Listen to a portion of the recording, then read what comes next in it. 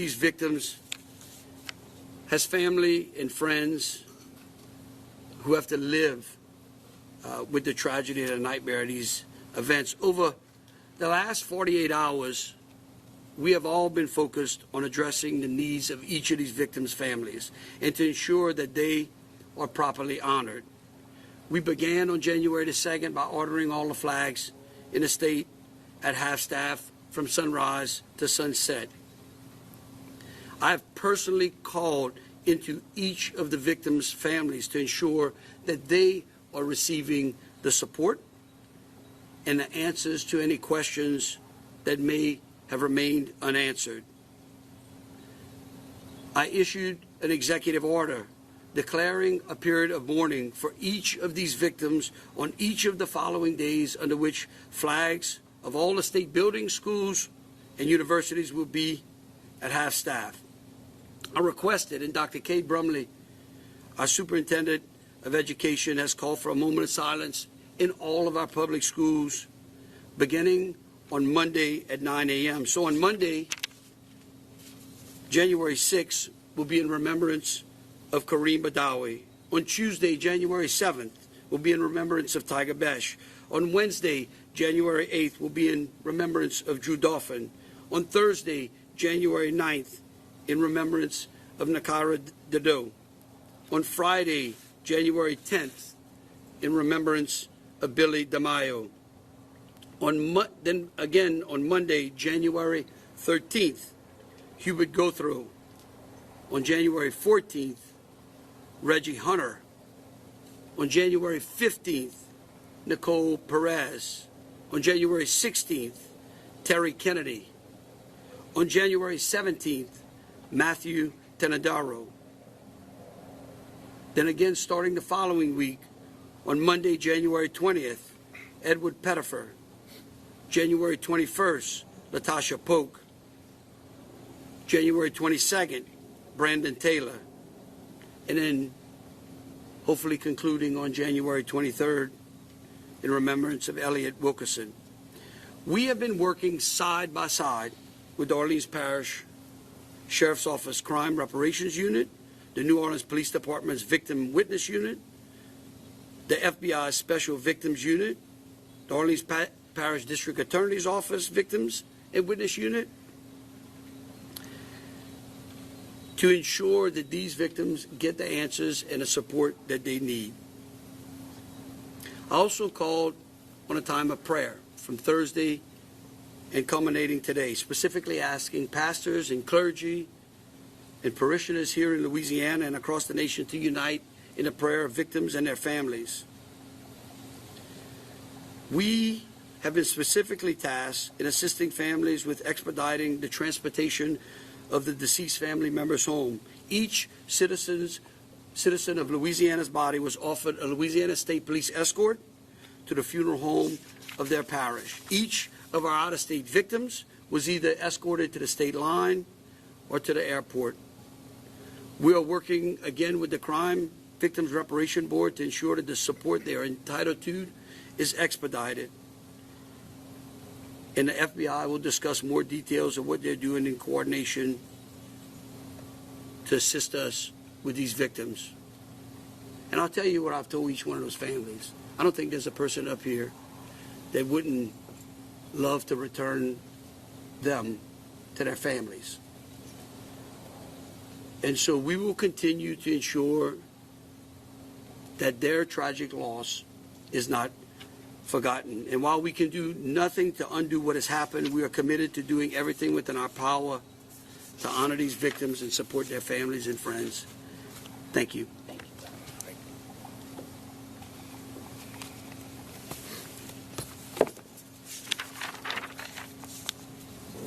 Good morning.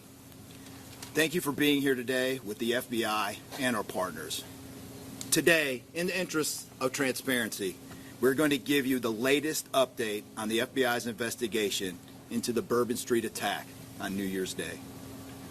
First and foremost, as the governor has already done, I know I speak for the FBI and all of the first responders involved in this when I say we do this for the victims and their families, even though we know that nothing we do will take away their pain and grief.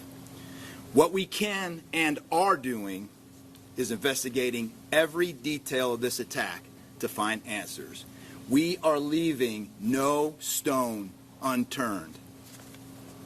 Before I turn it over to FBI New Orleans SAC Lionel Murthel, I'm going to talk a little bit about the overall global and national counterterrorism threat, as I think it's important to understand those threats as it relates to what went on New Year's Day here in New Orleans.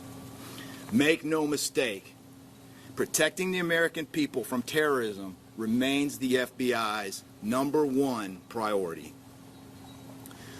The threats from international terrorism, domestic terrorism, and state-sponsored terrorism are complex and persistent. And notably, they are all simultaneously elevated. You might have heard the director speak numerous times about him seeing all the red lights flashing right now.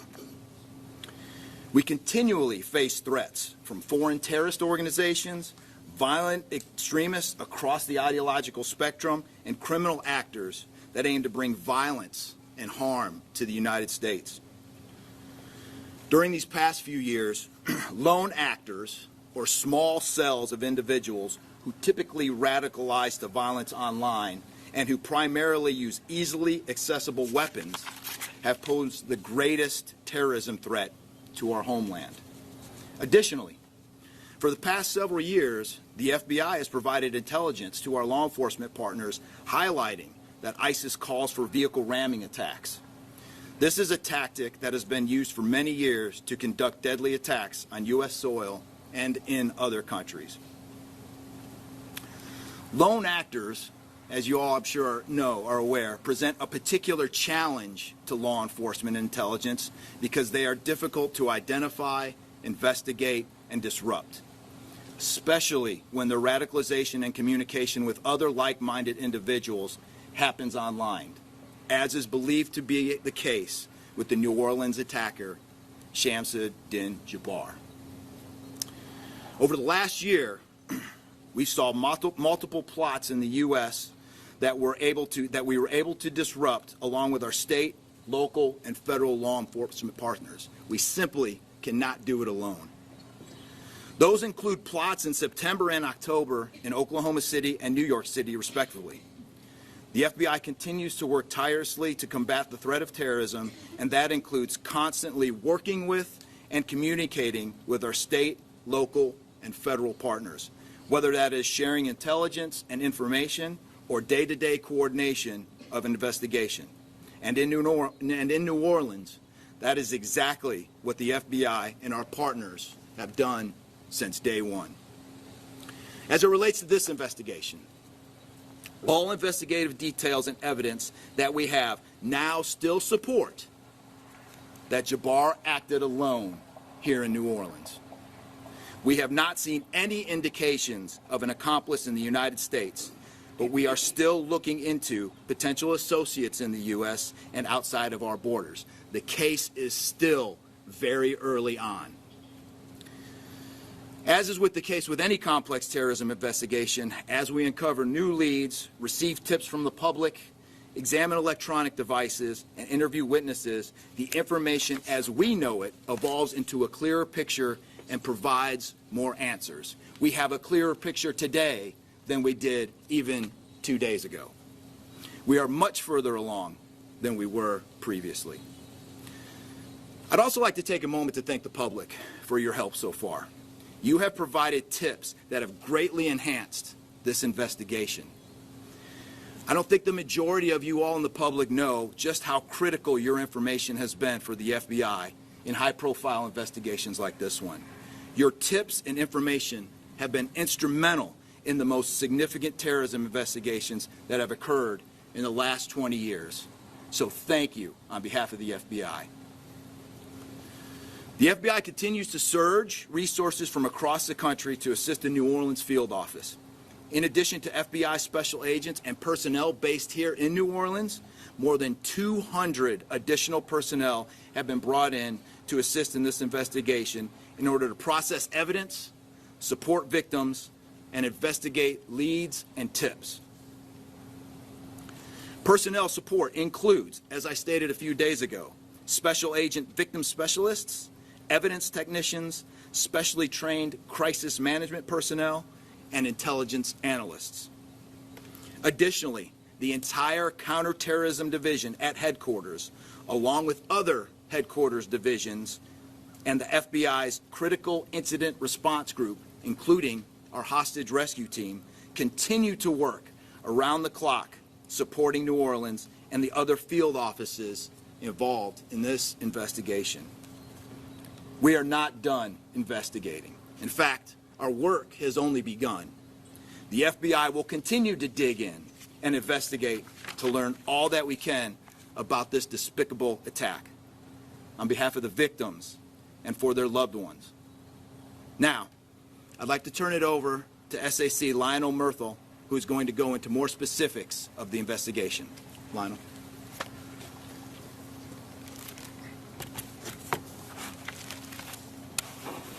Thank you, Chris. My name is Lionel Murthel. I'm the Special Agent in charge of FBI New Orleans. I want to thank you and the hundreds of other FBI personnel and our partners with our local, state, and federal agencies who've been working tirelessly beside us. FBI New Orleans deeply mourns the loss of those who tragically lost their lives and extend our heartfelt prayers to those who were injured and offer our unwavering support to those who endured the traumatic experience of witnessing such a devastating act of terror. Today we want to focus on filling in some of the gaps and giving you a greater understanding of the planning that went into this horrible attack by Shamsud-Din Jabbar. We are also sharing videos showing Jabbar placing the IEDs on Bourbon Street and videos he took as he plotted this hideous attack. Thanks to information provided by you, the public, this investigation is crossing state and international borders as our agents follow leads in Houston, Texas, Atlanta, Georgia, Tampa, Florida, and internationally. FBI Houston has recovered evidence at his home there, and the work now shifts to our specialists at the FBI laboratories. Interviews are being conducted with hundreds who have been identified as knowing key pieces of this complex, evolving case. We have also tracked that Jabbar traveled to Cairo, Egypt from June 22nd until July 3rd of 2023. A few days later, he flew to Ontario, Canada on July 10th and returned to the U.S. on July 13th on 2023. Our agents are getting answers as to where he went, who he met with, and how those trips may or may not tie into his actions here in our city in New Orleans. We've also discovered that Jabbar made at least 2 trips to New Orleans in the months prior to the attacks. One in October and the other a month later in November of 2024. From what we now know, Jabbar stayed at a rental home in New Orleans beginning October 30th, 2024. He was in town at least 2 days. During that time, Jabbar, using Meta glasses, recorded a video as he rode through the French Quarter on a bicycle. This video shows Jabbar during that trip in October with his Meta glasses. As we continue to learn more about that trip, we ask anyone who may have seen or interacted with him to contact us. Now, for more information, Meta glasses appear to look like regular glasses, but they allow a user to record videos and photos hand-free. They also allow the user to potentially live stream through their video.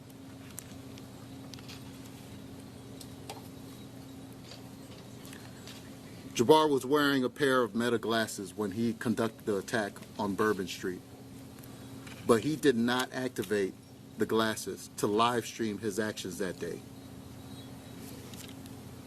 Thanks to information that is coming in from the public, we now know Jabbar was here in New Orleans also on November 10th.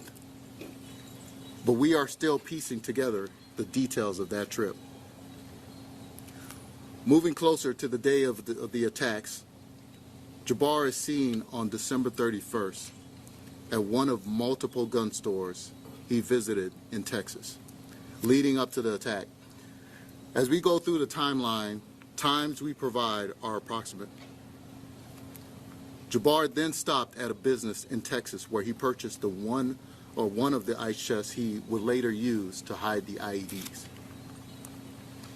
Jabbar is estimated to have entered Louisiana on December 31st, 2024 at approximately 2:30 p.m. He rented a vehicle that was seen again in Gonzales, Louisiana around 9 p.m. on December 31st.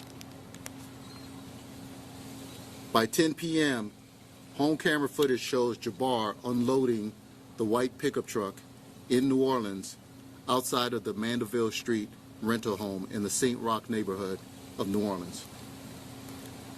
Just under 3 hours later, at 12:41 a.m. on New Year's morning, Jabbar parked the truck and walked to Royal and Governor Nichols Street. Jabbar placed the first IED in the cooler at Bourbon and St. Peter Street at 1:53 a.m.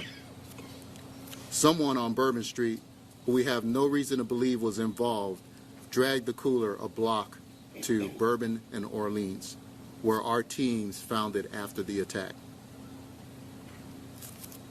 Jabbar placed the second IED in a bucket-type cooler at 2:20 a.m. on Bourbon and Toulouse Streets. In the videos, you see Jabbar wearing the long brown coat we showed you in a photo released earlier. That coat was recovered in the rented F-150.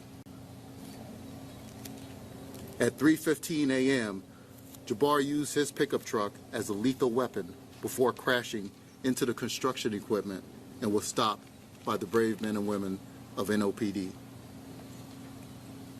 Shortly after 5 a.m., a fire was reported at the rental home in the Mandeville Street location in New Orleans. And the New Orleans Fire Department found explosive devices on scene after entering the home.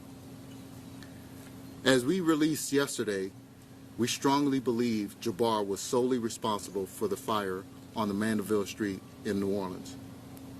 We determined that he set the fire before heading to Bourbon Street, based on the ATF's investigation.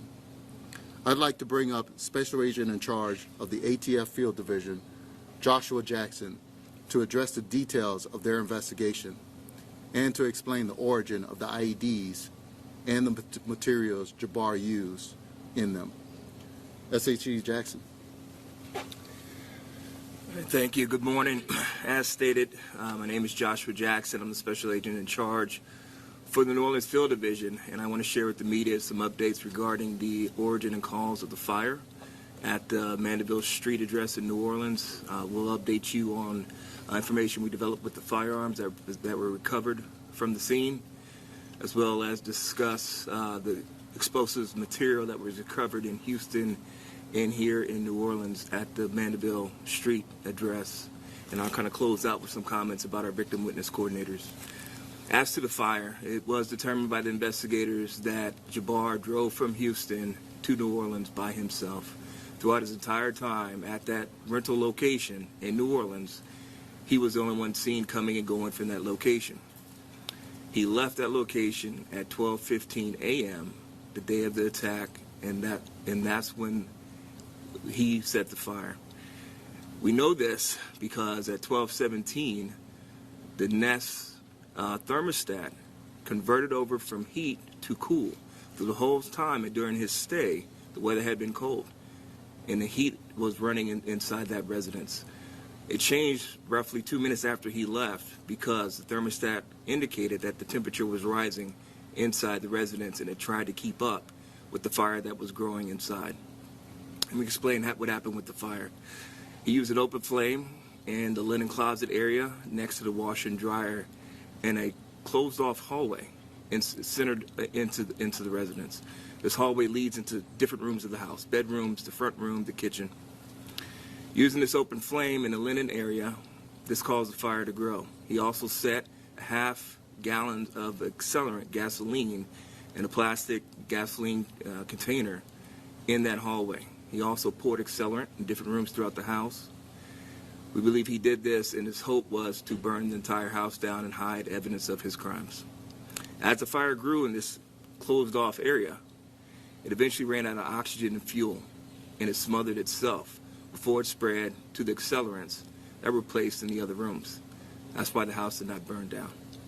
At 5:18, neighbors smelled smoke in the air, and they're the ones who contacted 911, and that's when New Orleans Fire Department showed up at this residence and put out the smoldering fire that was there, and that's when they observed the materials inside the house and contacted FBI and ATF, and we secured that location. As far as the firearms that have been recovered in this investigation, it was a semi-automatic pistol that was used by Jabbar, and it's a semi-automatic rifle. The pistol was a 9mm, and the rifle was .308 caliber. Conducting ATF urgent traces, we determined we did make contact with the individual who completed a private sale of the rifle on November 19th, 2024 in Arlington, Texas. This individual, based on our investigation, does not know Jabbar. This was a chance encounter in having this private sale transaction in Texas. There's no way this individual knew that Jabbar was radicalized or had any sort of awareness that this attack was imminent. I also want to preface that private sale transactions like this in Texas are illegal. Additional firearms that were recovered from the scene, and I'm going to call them privately made silencers, and I say that we're calling that because our Firearms Ammunition Technology Division, they still need to make a determination on these devices to ensure that they actually reduce the sound of a firearm to a degree that it can be technically classified as a silencer. But for the ease of public consumption, for you all to understand what was recovered, was a privately made silencer on the rifle that Jabbar was using in an attempt to muffle the sound of that rifle as he fired it. We also recovered a privately made silencer inside the Mandeville Street address, along with the explosives material. Now, there's been reports in the media about the explosive material that was recovered.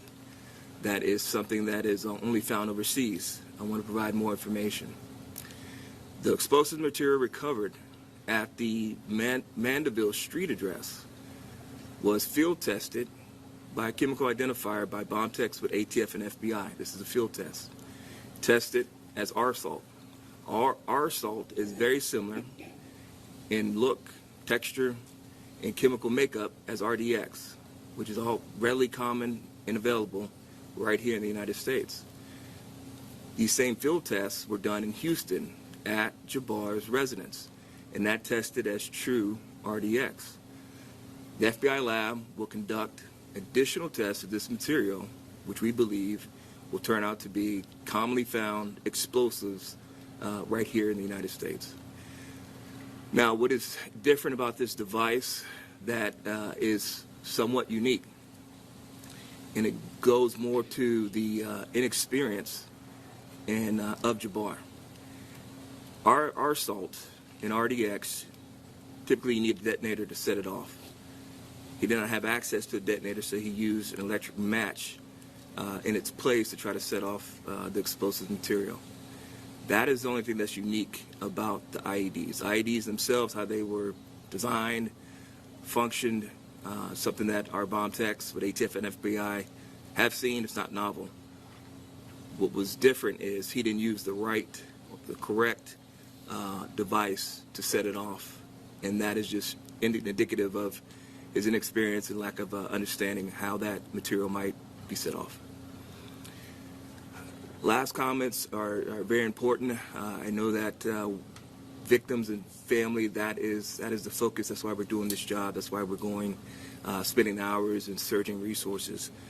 ATF has victim witness coordinators that are working hand in hand with all the victim resource specialists, and they're going to remain on the ground, engaged, throughout services as we continue to engage and connect with the victims and the families.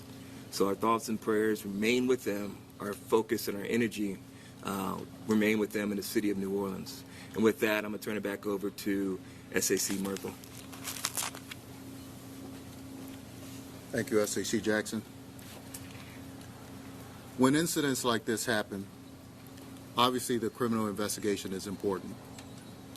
But the FBI never loses sight of the devastating impact on victims and their families. Helping them navigate the unthinkable is a task that we take on with a number of local, state, and federal partners. It's a task that started within hours of the attack. The work done by these professionals is done behind the scenes, as to not re-traumatize the people who did not ask to be part of this dark day in history. Today, our victim services response team and those very important partners are opening a family assistance center, which is a centralized location where victims and their loved ones can receive in-person information and assistance.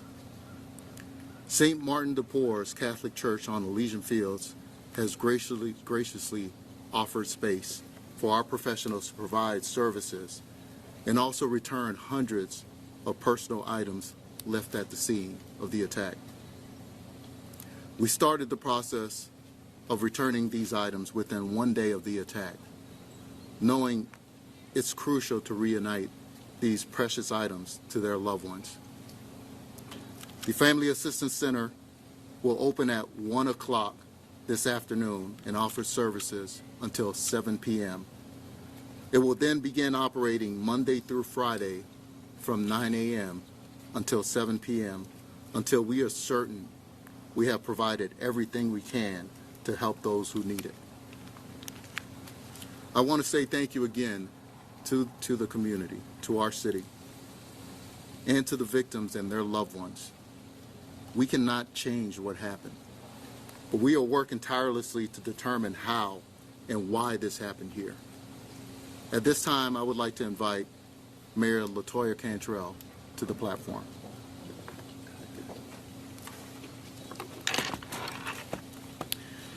Good morning. Thanking our unified command here, all resources, federal, state, and local, focusing on our victims and our families. From day one, we did not waver in regards to making sure, again, that our victims were a top priority in addition to their families, but also understanding that our victims also include our first responders, our businesses, and employees as well. These services will be extended to all, and we do appreciate that.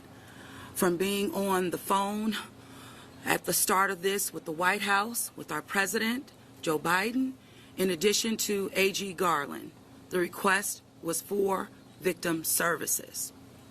So again, I just want to say thank you. In addition to that, the City of New Orleans will welcome President Biden on tomorrow to demonstrate, his unwavering support of our victims, their families, and the City of New Orleans.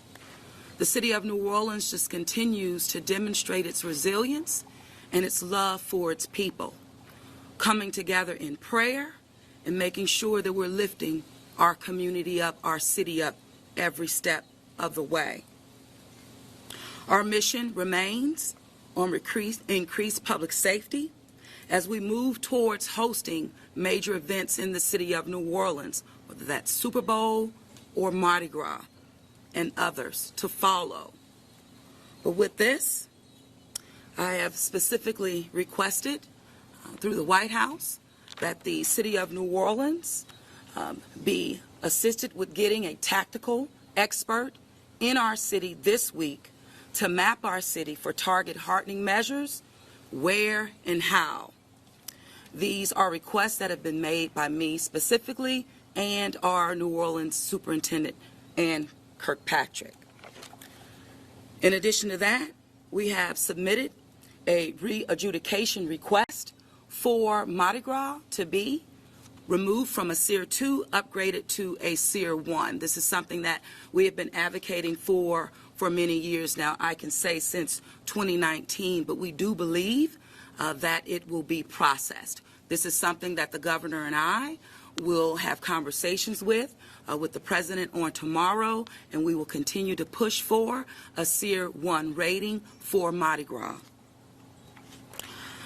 I also want to, as we informed you on Friday, but on tomorrow, it starts our activation and infrastructure activation in preparation for the Super Bowl that's coming next month. You will see this activation and even in real time and as it unfolds, again starting tomorrow, but throughout as we move towards February. The City of New Orleans will always remain focused on improving public safety measures, no doubt about that. But on today, we're here to ensure that our victims, our families, our law enforcement officers, our businesses, our employees are extended the resources that they need to not only move through grievement, but to get the support and the services that are so vitally important this day and really days to come. There's been a fund set up by the Greater New Orleans Foundation that will assist our victims as well with resources that can be reached. The information can be reached at gnof.org. I want to thank again all of our partners who have ensured that the resources are met with the need on the ground. I also want to thank just the outpouring of support from residents, from cities, from countries around the world.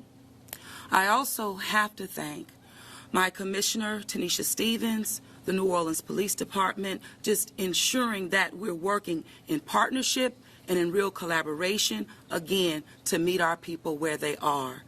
But make no mistake about it, we are working collectively and around the clock, and we will not stop.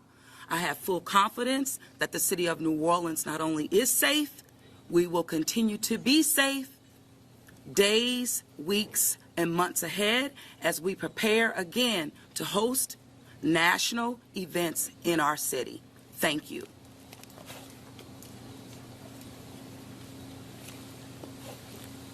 Thank you, Mayor. We want to sincerely thank the public for all the information we've had so far. And again, encourage anyone who may have interacted with Jabbar to call us at 1-800-CALL-FBI or send digital tips to www.fbi.gov/Bourbon Street attack. At this time, we will take questions. Right here on the right. Maddie Kurth with Fox 8 here. Mayor Cantrell, this is regarding looking forward to security upgrades for big events such as the Super Bowl.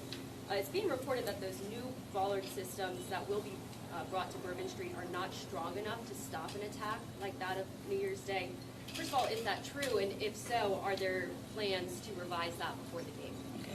So as it relates to, and as I mentioned, we are asking for a tactical expert to be in the City of New Orleans this week to go over all of our plans that have been put in place by a unified command that we've been working on this literally for months on end. So what we're wanting to do is to ensure that that boots on the ground with that expert advice to determine whether or not these bollards that you're talking about are sufficient.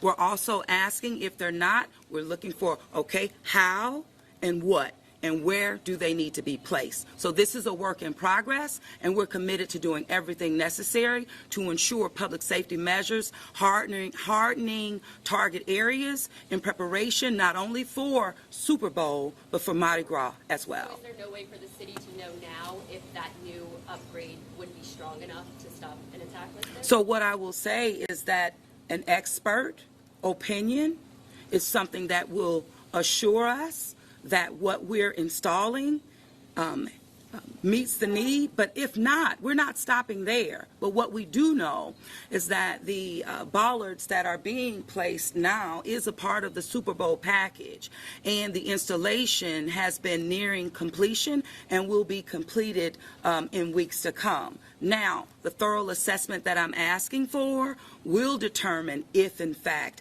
they're strong enough. So I can't say with a surety that's the case, but an expert will be able to do so and will respond accordingly. Next question.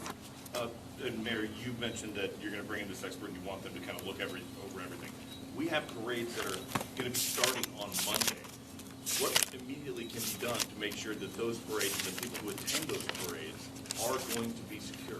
So what will immediately be done is what you've seen us demonstrate, even hosting Sugar Bowl in the city of New Orleans. Hardening target areas is something that we will continue to do and deploy our assets accordingly. Including the pass of these parades that are going to be happening on Monday? Absolutely. I mean, this is about making sure that all assets are deployed strategically, again, to harden any target areas for public safety. We know we demonstrated that for Sugar Bowl. We'll continue to demonstrate that in preparation for parades, Super Bowl, as well as Mardi Gras. Thank you. Right here. Kathy Park with NBC News. I have a question more so on the investigation and the images that we just saw, specifically with the meta glasses. Where were the glasses recovered, and did Jabbar wear them during the entire timeline of the attack? Yeah, so the glasses were recovered on the person of Jabbar following him being neutralized by NOPD, and we believe he was wearing them throughout the evening. And he was recording the entire time? So we don't have any indication that he was actually recording, but he was wearing those glasses.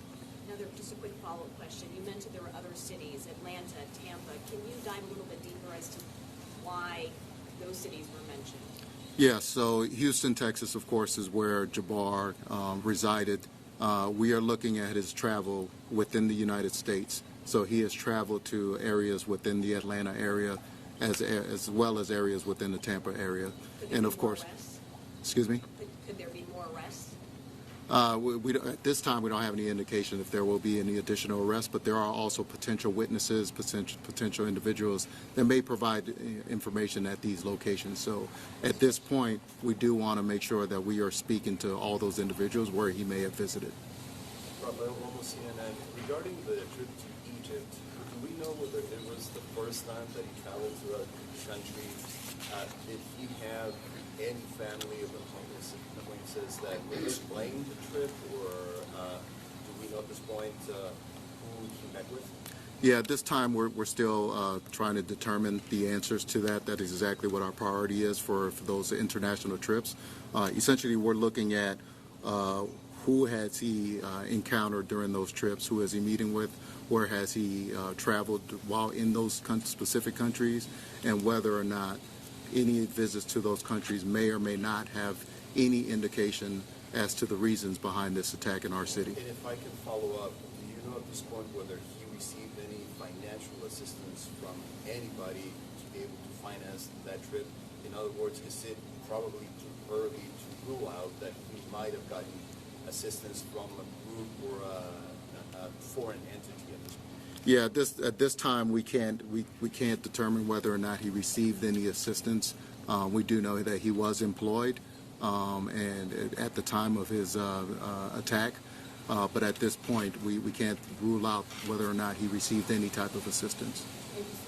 Sasha Pesnik with ABC News. Can you explain his trip to Cairo? On the way back, you mentioned that he had traveled through Ontario on his way back to the States. What was the reason for that detour? Yeah, so we don't know the reason behind that, and again, this is one of the items that we are looking to get some clarity on as to the purpose and reasoning behind each of those individual trips. So we have legal attaché offices in each one of those countries. The FBI does, but we are working with our law enforcement partners as well as our government partners as well to determine those answers. On the arsalt that was used here, as opposed to a much more common, easily gettable compound. Does that speak to someone giving him some sort of instruction? How did he get his hands on this more rare explosive Can you speak more about that? Yeah, I'll defer that question to SAC Jackson. Yeah, so again, this is a field test that was done in the field, right? So all this material is going to be tested at the FBI lab. We believe when the chemist and the lab examines the material, it would be true RDX. RSOT is not as common as RDX, but there's precursor materials at the house in Houston where he made this material. So the field test is preliminary. Let the FBI lab confirm the material. But again, these materials are available here, and at this time there's no indication that he received this material from overseas. Yeah, Brittany Bernard, local WDSU NBC affiliate. So do you think that by the person moving the cooler would be placed in the finished order that potentially would score his plan of what he had going? Yeah, I have no indication if that either deterred his plan or not. We do know that those individuals appear to be unwitting as to what was inside the coolers when they were moving the coolers or looking inside the coolers. But we don't have any indication that whether or not that deterred his plan. And as a follow-up, you initially it was said that it was other people to be willing to be a part of this. I know you said that you have no reason to believe that now. So you don't believe the person, whoever moved the cooler or anything, was in regards to this? We don't have any indication that the individuals that moved the cooler were accomplices or witting individuals.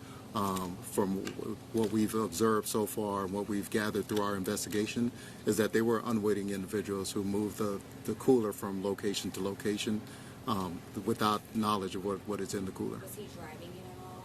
Like, do you think he was driving it, like, as far as it being motorized of some sort? No, the cooler was not motorized. The cooler was a standard square. There were two coolers, standard square cooler, as well as a circular ice cooler as well.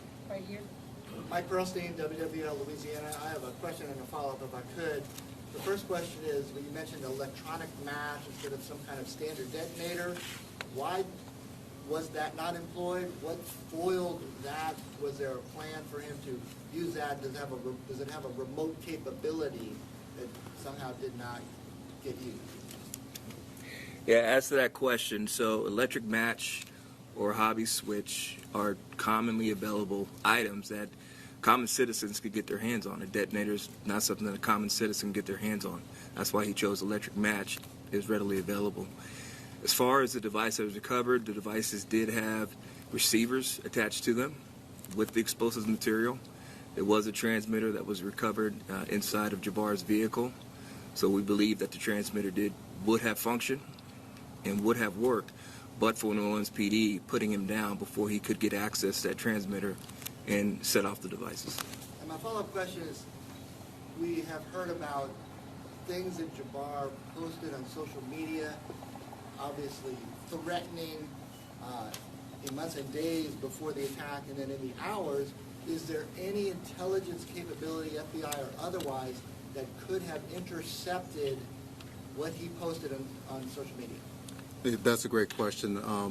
The key here, when it comes to social media posts, we really rely on the public, the individuals who are seeing these posts to report these posts.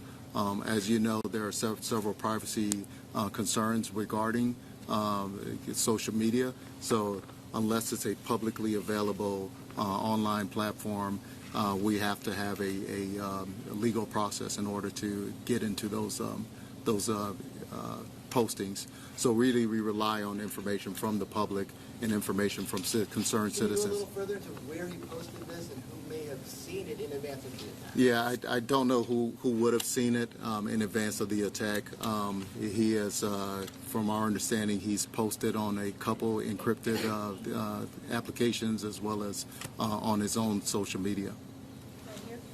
Yeah, Jack Burke with AP. Do we have any indications as to why he chose New Orleans specifically to carry out the attack? No, we don't have any indication as to why he specifically chose New Orleans. Again, this is one of our top priorities, is to get an understanding as to not just on the day of the attacks, but the reasoning behind the two previous trips. back in October as well as November. But that is a concern for us and a priority for us as well. Right here. Hi, it's Anna Adams here from BBC News. I just wondered if there was any indication from, obviously we discussed the fire in Mandeville around about 5 o'clock, if you had any idea why he waited till 3 a.m. to carry out the attack. No, I think the timeline is this. So what occurred was he left the Mandeville Street address in New Orleans at 12:15 a.m. Right before he left the residence, he already used an open flame to start a fire in the linen closet. The fire is burning, and we know that because the thermostat converts from heating the home to cooling the home, even though it's cold outside, and it's trying to compensate for the temperature in the house elevating from the fire being inside. The fire extinguished itself at some point after that because it was put in a closed area where it ran out of oxygen and fuel, and it smothered itself. At 5:18, a neighbor down the street, smelled smoke in the air, and that's when they called 911, and the fire department showed up, and then we all went over there at that point. So the timeline is, he said it at 12:15 when he left. It lit and it went for some time. It smothered itself at some point after 12:17. And when the fire department arrived, they put out the smoldering fire. And just wondering if it's possible to know, just to follow up to that, I mean, it's safe to say that he would have wreaked more havoc sooner than 3 a.m. You don't have any idea why he waited those few hours from leaving the house in Mandeville to arriving at the French Quarter. No, the way that accelerants were placed around the house, his intention was for the whole house to go up. It could have been. In terms of the attack in the French Quarter. It could have been a distraction.